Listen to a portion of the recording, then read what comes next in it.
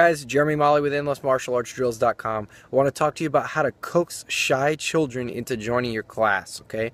So this is straight out of my staff training manual. Sometimes you're going to get a new student, especially very young students, who are just too shy to enter the training floor. They don't want to do it. You're going to be able to recognize that immediately. Classic signs are like, number one, hiding behind the parent when you're going to introduce yourself, or clinging to the parent. They're going to grab onto the parent.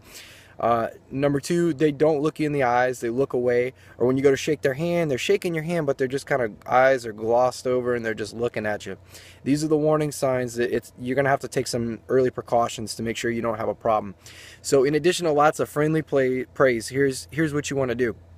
Number one, when you introduce yourself, get on their level, drop down.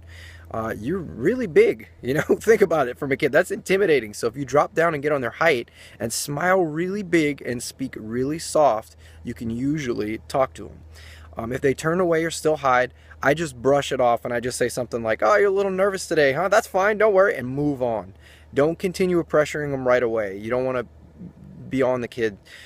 Just give them a mini tour with the mom or dad at their side, and then kind of, introduce yourself again at some point as you're showing them around. Here's where our bathrooms are. Here's where, see the training floor. This is where we play games.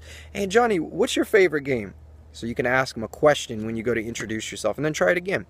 If they show any signs of social anxiety, you may be better off switching to a female instructor or like a female staff member.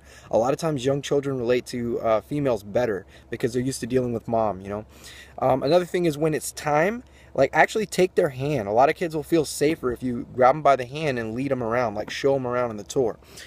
Despite your best efforts, sometimes there will be a student that is just too shy to enter the training floor, period. Once they start pulling away or crying, or it's time to revert to plan B. Here's what you want to do. Number one, don't make a big deal about it to the parents. Tell the parents, hey, this happens all the time, don't worry. Many young kids have to watch for a while from the sidelines before building up the courage to go into the class. Tell them it's perfectly normal, and make sure you say, hey, I got a plan. And here's what you're going to do.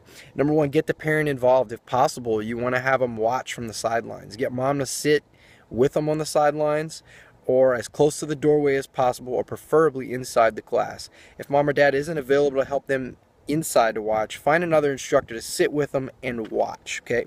And every step they take, if they get a little closer, make sure you praise them as you go. Tell them how good they're doing. Number three, lure them in with fun. Occasionally there's, when things look really fun, that's when you want to go over and encourage the child to hit a target pad or kick a pad or kick the bag or participate in the game or drill, whatever you're doing. Eventually they should be able to just go right in the class because they're watching you from the sidelines.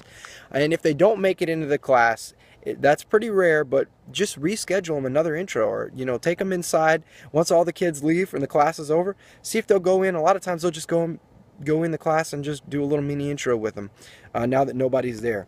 So I hope these tips kind of helped you out. If you have any questions, email us or message us on Facebook.